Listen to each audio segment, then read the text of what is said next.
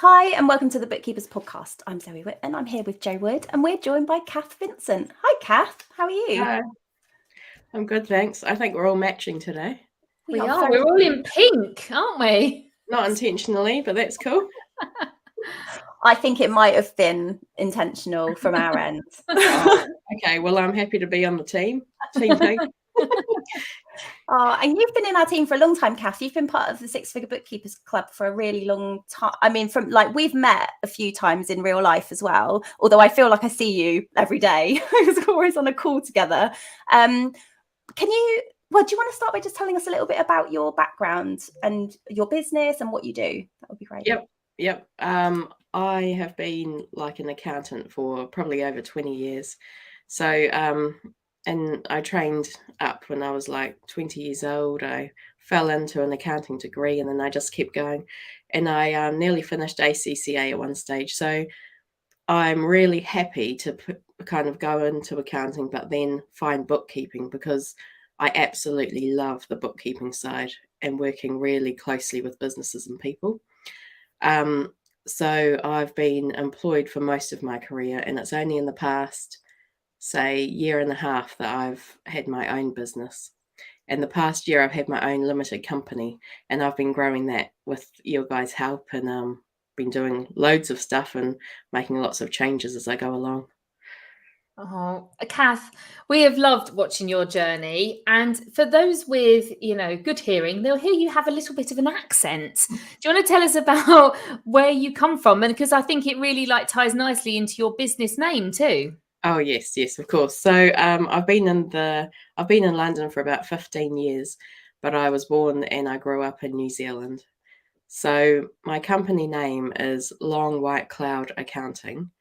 And I love how I could get the cloud accounting in it, but also New Zealand, the Maori name for New Zealand is Aotearoa, and that means, I think I've got this right, the land of the long white cloud. So you've got Long White Cloud Accounting Limited, and that's me. It's quite long, but it's unique, It's really cool. And I think, we were having a conversation a couple of weeks ago about how difficult it is to come up with a business name. So I can see it's a really smart name and it just makes a lot of sense. And I guess we've spoken to you about your niche before, and I guess it connects with some of your clients and your ways of working. So you said you started your practice a year and a half ago? Yeah, a year and a half ago as kind of like a sole trader. And how did that, what was it that prompted you to get started with your bookkeeping business? It was COVID, and I had 2 part-time jobs that were pretty flexible, mostly working from home. And I was looking for another 3rd part-time job. And then I don't know how I came across you guys, but once I was in your group, I quickly realized that I could actually become self-employed with the qualifications and background and things I had, and there was an avenue for that. So I started looking to that, and then it just snowballed, and I decided to get my license with AAT initially because I was with them as a member for a long time. And so COVID meant for me homeschooling 2 quite young kids, and I just needed that flexibility, and I loved the bookkeeping and accounting aspects of my part-time roles. So my 2 part-time roles at that time. So I just wanted to increase that and kind of duplicate that in other kind of areas and with other clients. Can I ask you about your route to becoming a practice member with the AAT? Because we talk quite often about that experience element, and obviously you've got an accountancy background, so that translated. Did you have to do any training or qualifications, or did you find that that transition to becoming a member in practice straightforward? What did you need to do? Well, I actually moved from AAT to ICB quite quickly. When I transitioned from a sole trader to a limited company, I moved over to the ICB. With the AAT, it was quite a big project to get a practice license with them. And I remember I could only do certain aspects, certain services on my license because I've been in industry and big finance departments, and I'd never done, I don't think I'd even done a VAT return, let alone the end of year things and company returns and stuff. So I had to be really careful with that and what I could and couldn't do. And it was quite the project. It was good, but it took a long time. Yeah. And so that, in terms of like advice for somebody else who's on that journey of like leaving employment to become self-employed, what would you say to that? What should they be thinking about when they choose a professional body to go with? I think I found the ICB kind of much more suitable. AAT is great, and I'm actually employing somebody who's AAT. It's great for being an employee, and it did me well for, a decade or more when I switched over from my New Zealand qualification. But I actually did the startup program with you guys because I was completely overwhelmed and didn't know where to begin. I remember sitting down with a business coach who had done my CV, and she kind of gave me a business planning session because my thoughts were all over the show. And it's quite a huge leap from going to self-employment. So I've come across the notes recently, actually, when I was looking for my company's authentication code or something this morning. And I've come across the notes of this mini business plan we wrote out. And I remember we sat in a local Costa Coffee for about 2 hours. And I was just so grateful that she was a local person willing to sit with me, because the notes I'd made are quite interesting and nothing like what I'm doing now. But at that time, I needed them. And then after that, I quickly found the startup program with you guys. And that was exactly what I needed, because I think it would have been an incredibly longer process without that startup program, because you don't know all of the stuff that you don't know until somebody tells you, or until you go and dig it out, and it could take months upon months kind of thing. So it's incredibly fulfilling, and it's worth it in the long run, but it's not a quick and easy task, I don't think, by any means. It really isn't. And it's a journey of confidence as well, because not only have you got to, move from what which, employment, and you don't know self-employment, and you don't know how to get a practice license, and you don't know how to sell, and you don't know how to look after clients, and, all of these things. It is a confidence journey that you need to go on. And that's why it's so important to hear people like yourself, Kath, talk about the fact that even though you've got a good business now, at the beginning, it's not easy, but with some support and help and guidance, you can get there. But it's good to hear that you sat there for 2 hours just offloading and not knowing really how to put it into some order. And you found the startup program, and it gave you, that's what we all need, isn't it? That step by step of like, this is what you need to do next. Yeah. It's not that you're stupid, it's just you don't know what you don't know. No. And you're going through that whole, you've got all those worries as well, haven't you, about, is this the right thing? You got the, is this meant for me? Should I just stay at my job? You got all that going on while you're trying to learn all this stuff. It's difficult. Yeah. Lots of am I good enough? Is this ever going to work? I mean, it's a bit of a leap and a bit of a risky operation for some people, a very big risk. But it's so much stuff. Like, I had no idea about ICO registration, of Information Commissioner's Office or something. And the agent code is a huge one. So you have to sign up as an agent if you want to submit a VAT return for your client, And that is, that just blew my mind, kind of thing, because in employment, you never come across any of this. Even though I'd had a little stint in the accounting practice, I was just one of the employees, so I had no knowledge of all of this stuff. And you're right, the pricing, the letters of engagement, and the AML stuff that you have to do, it's quite a lot of work, yeah, for sure. But in terms of like what's happened for you over the last 18 months, we've seen you posting in the Success Lounge that you're looking for employees at the moment. So your business has obviously grown. So you went from having 2 part-time roles to now running your own practice. And what happened? Like, how did you find your first clients, and how have you grown to a point that now you're hiring employees? Yeah, so when you look back, it's actually quite a lot of stuff that you can accomplish, say, even in 6 months, but definitely a year. It can be quite astounding. So my first 2 clients were my 2 part-time jobs. that I turned into clients. They're still with me. And I've got a third client who I got from, I think, the ICB Facebook group. Somebody was referring on because they weren't suitable or they were a bit big for them or something like that. So I have really big clients, big limited companies, and we do a lot for them. We do their whole finance department.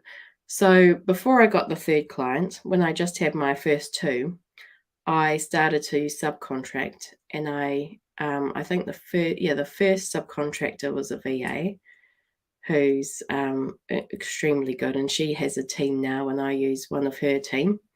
And I'm on WhatsApp, and I'm so this morning I dropped the kids off at school, and I'm voice messaging Anthony, who's on her team, just complete random stuff. Actually, probably about 6 things for him to do in this one voice note. And a VA is definitely my number one recommendation for people, because they're very versatile, and depending on what their strengths are, they do all my social media, blogs, website, as well as all of the day-to-day admin things. So I got the VA, and that was amazing, and that took a load of stuff off my plate that I didn't actually have to do. The stuff you can delegate. And when you stop and think about it, you can delegate a lot of things in your business.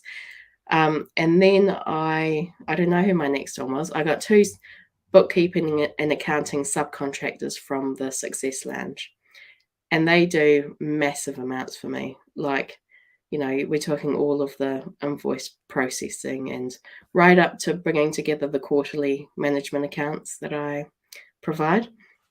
So I had 4 subcontractors, and then I took on this extra client. And so I've had 3 huge clients for the last 6 months. And I was quite, I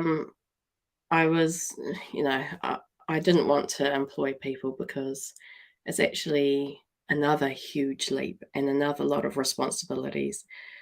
But I got to a stage only about maybe 1 month ago, actually, to saying, because I saw other people in the group were employing people, and I thought, well, if they're doing it, then I can do it, because I can lean on their experiences and I can ask them questions, which makes the biggest difference. It's the difference between, for me, not hiring employees and then making that leap. So I decided to employ, and then I started asking in the Success Lounge, where do I start? I need an HR consultant. I want to do this properly. I need an employment contract, and I need a handbook. And then I just got referrals, and I got into contact with them, and it rolled so fast into last week. I had 2 job offers out, and they were accepted, and they're starting on the 1st of June. So next month, 2 part-time people. Yeah. So wow. That's amazing. And so what kind of roles, like you were saying, you can delegate anything. Like I think we're surprised by the things that we can delegate in business, because we're so, I think we're so good at what we do, and we want it to be done a certain way, because that we want to have that kind of control, and that makes sense because of the kind of industry this is.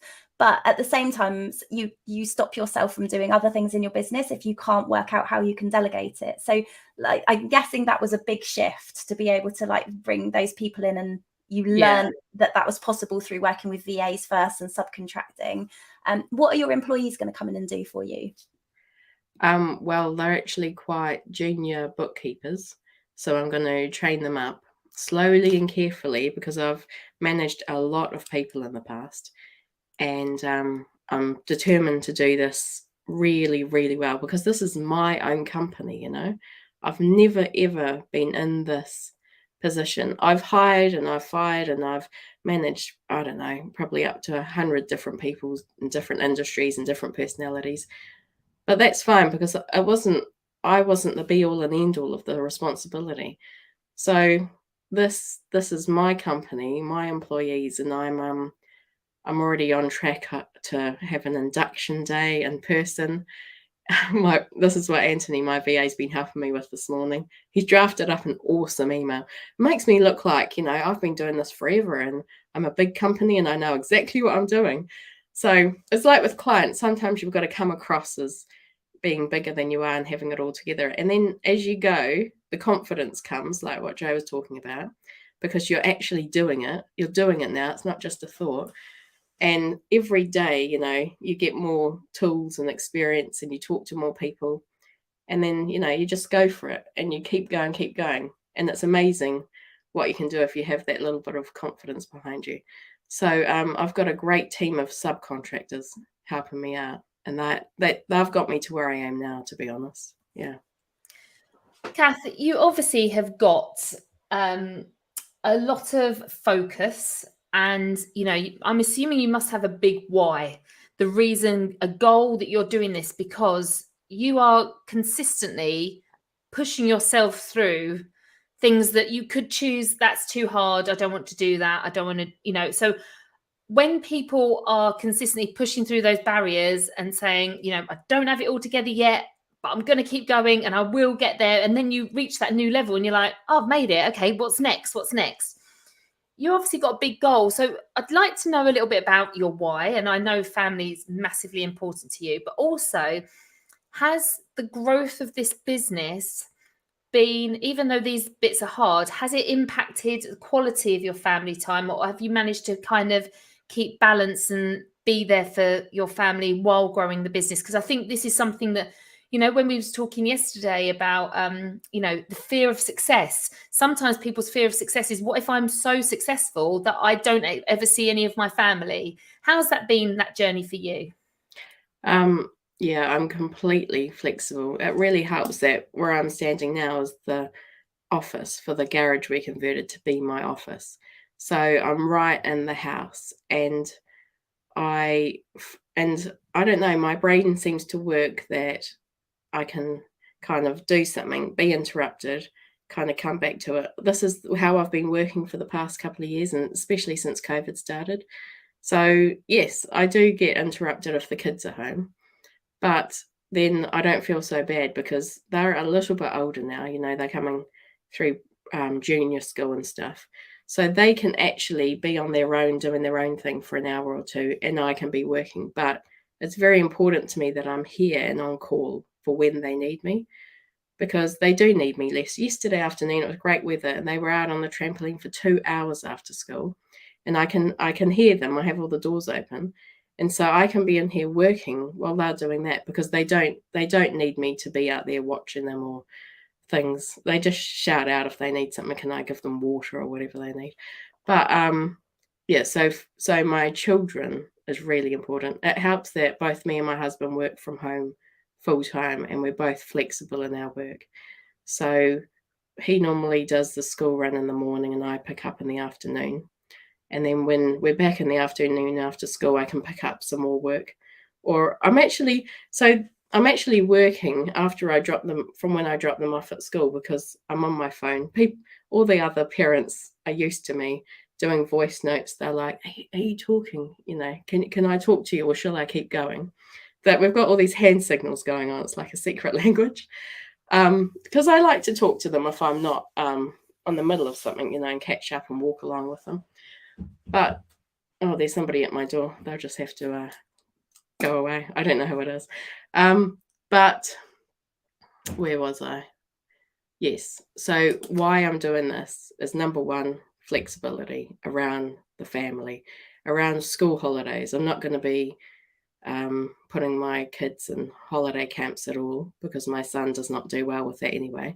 So they're going to be home, and I'm going to be completely flexible, taking them out and working in the evenings, or getting up early before we go out for the day and things like that. That's what it comes down to, really. That's really interesting to hear. And I'm like, congratulations for building a business that helps you to do that, because I think that's such a challenge for lots of people in this group. Like, we want to build something to give us flexibility, but then we build something that's like a job, and then we can't be flexible. So, and then it's like a move, isn't it, to be able to like transition it back to how you want it to be. So you've designed it like that from day one, which is amazing. I was going to say, how is it going to work in the holidays? So when you've got employees in the office, how are you thinking about managing that during the holidays? I know there's lots of chat about feeling overwhelmed at the moment, which is really valid, and it's okay to feel like that. And I sense that when you've got that kind of deadline of, oh, okay, we're in the holidays again, that can feel like suddenly things are piling up. So how will you manage that? Yeah, I mean, you have a half-term holiday, you get back to school, you think, phew, and then before you know it, you have another half-term, and I'm saying to my husband, what? They were just on holiday.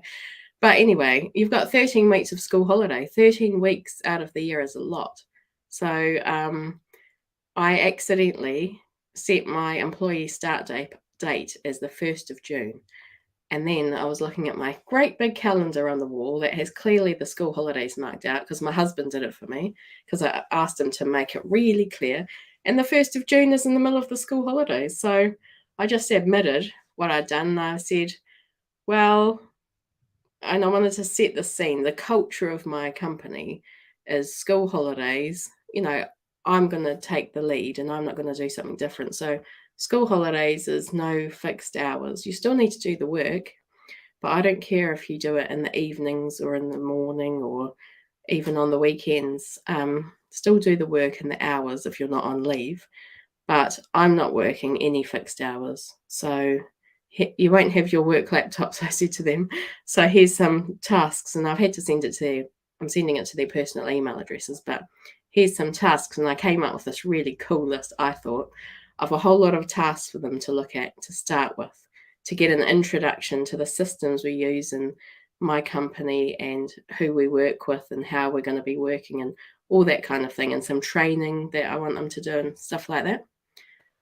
That's amazing. That's amazing. And I love that you're setting the scene. And actually, I think it's great that they're starting in the middle of the holidays because, you know, like you say, it's a really big part. And I think Jodie just said, and all these bank holidays, we got 3 in May. It's like, that's a lot as well, isn't it? We've got all this time being taken away from us, our availability, but also it's lovely time if we can build businesses that work for us and we can enjoy that flexibility rather than it bringing us stress. It sounds, I mean, Kath, we were saying just as we was coming on, you're just such a cool cucumber. You're literally just like so laid back and you make me feel calmer. And I just love listening to you. I don't know if it is your accent, but you are just very chill. So when I'm taking on employees at the moment, and obviously, yeah, there's so much training that can be done. And I think this is something, again, that we forget about when we use apps and software, is that they themselves have so many like training videos and things that you can utilize to help onboard your clients. So I know you've got obviously subcontractors and now moving to employees, but do you use apps as well to like leverage your time and help with your flexibility? Oh, yeah. I got onto, well, the first thing I use is Go Proposal to do all of my pricing and proposals and letter of engagements. But then when you get a client and actually doing the work, I only use Xero. So everybody's on Xero. And then I got introduced to Dex through the Success Lounge, I think. So Dex to Prepare is the invoice processing software. So all of the purchase invoices, which there are hundreds and hundreds of a month, go into Dex, and then it uses OCR or optical character recognition to pull out the invoice number and date and VAT amount. So it's doing, it's automating a lot, maybe half of the work that you do instead of entering an invoice yourself. So my kind of app stack is Xero with Dex, and then I use some of Fathom, I think, for my management information. So the monthly and quarterly management reports we do. So yeah, everybody needs to use that and be on that kind of thing. And you mentioned as well Go Proposal that you use for your letters of engagement and proposals. So obviously you said you've got very large clients, haven't you? You haven't gone for like, loads and loads of little clients. You've got big meaty clients. Some people like say, oh, but I've only got a couple of clients. I don't need software like that. But I suppose it's helped you to price well enough as well, so that you are getting what you need to in order to just keep, and having. I mean, lots of people would like that, wouldn't they? Like because the conversations you have, the communication you have, you've got 3 big sets of management accounts to do rather than 80. It's got to help to make you more profitable as well when in that way. Well, yeah, I think unless you're already charging properly and highly, whoever's going to get onto co-proposal, whether you've got, I had it when I had 2 clients for like a year. Obviously, it paid for itself in the first month because I was pricing my clients properly. Without it, I could easily be charging them half as much and being none the wiser. So with Go Proposal, you get the training as well. And you get to go on like webinars and stuff. And next week, I'm going to an in-person event, a breakfast thing for the first time with them. So it's not just a piece of software, it's the whole mindset shift. And I would be left behind a lot with more a traditional accounting firm without this piece of software. The clients, and I've been through the proposal with people who haven't come on as clients because I've decided, well, no more hospitality and stuff like that. But they are wowed by it because they've never seen anything like it. And it's so clear. So why are you charging them, £2,000 or £3,000 a month? Well, it's broken out like this. And this is why. And they're like, well, yeah, I can, they agree with it and they can see exactly where the monthly fee's coming from. Even if you're charging them £200 a month, people deserve and kind of need that information around why and what exactly you're going to do for them. So it's that, as well as I do a quarterly bookkeeping review. So I have clients who are growing and my fees need to go up and grow with them every quarter. Otherwise, I'm going to be doing more work for free and losing my profit kind of thing. So it's a whole holistic approach. It's not just pricing and letters of engagement. It's like, I think it's one of the fundamentals of my bookkeeping practice, that software. Yeah, I love it. Amazing. That's really, really amazing to hear. And I know there'll be people here who are thinking, do I need this? And we do regularly have this conversation, like, I'm not big enough yet to need that kind of thing. But actually, you've proven that you need it from day one because you've got to get the pricing right, because you can't grow unless you're earning enough to pay for the things that really need to be paid for in the business. Well, to be honest, if I wasn't charging properly, I would not be able to hire subcontractors. I might get by with one, but I would not be able to do that, and I would not be able to grow because the money wouldn't be there. Okay, you might not pay yourself, but that's not good business, You've got to be able to pay yourself, and I'm probably not paying myself enough. But anyway, that's a different story. Because I want to invest in my company. After that first year, I wanted to have some cash to put aside so I could peace of mind employ 2 people and cover their salaries for a while, as well as all the other costs that come with it, equipment and extra insurance and national insurance and everything. So if you're not charging properly and not pricing properly, you're really doing yourself no favors because you'll stagnate, and I don't think there'll be that opportunity to be able to grow and afford to grow. It's very important.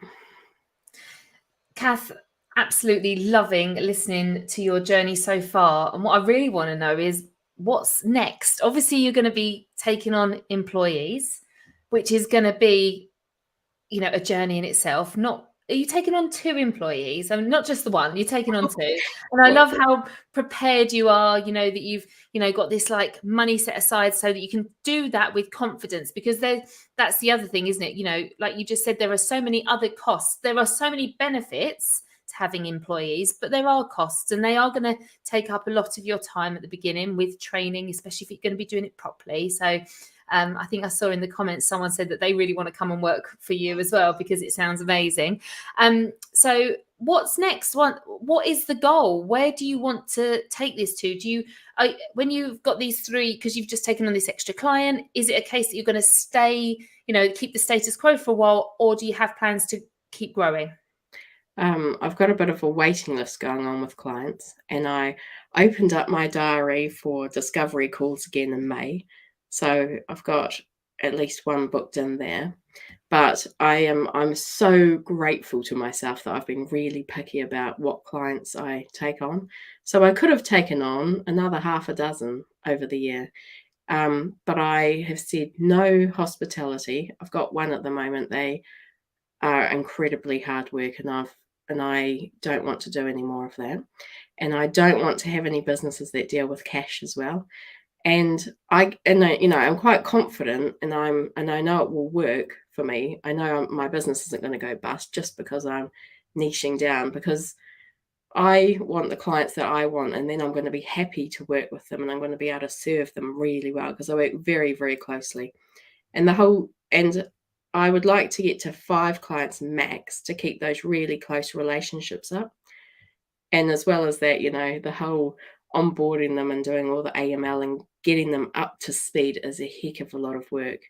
I've been working with a new client for 6 months and they're still not where I want them to be.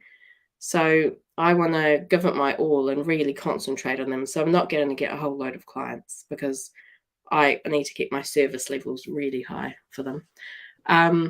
So the golden egg for me, whatever you say, is to have this company that can run without me in there all the time, every day.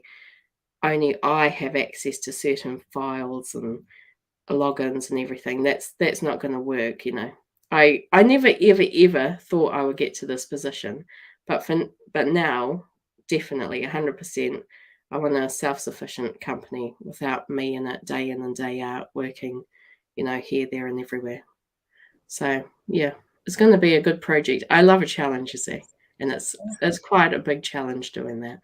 What I really love as well is you've got this really calm, confident approach, step by step. What do I need to do next? And I'm looking at the chat and everyone's saying what a calm feeling you're spreading, and everyone's loving your take on your boundaries. Sarah's saying, love the clear, you're really clear. This is what I want. This is what I don't want.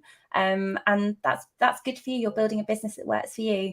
Linda's watching and she says, so brilliant listening to your calm take on bookkeeping. Love your school holiday vibes too. That's exactly how I'd love to be when the time's right to take on PAYE staff. And you're such an inspiration to everyone, Kath. I always love hearing about everything you're working on.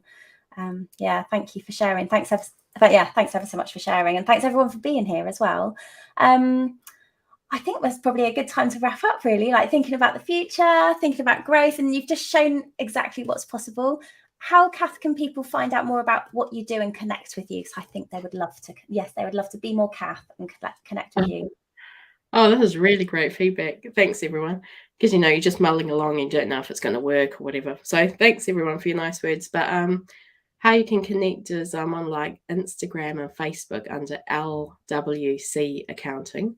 For Long White Cloud Accounting, and I'm on LinkedIn, Kath Vincent, and my website is longwhitecloud.co.uk. I think I'm pretty sure it is Long White Cloud. Look for that. We'll find you.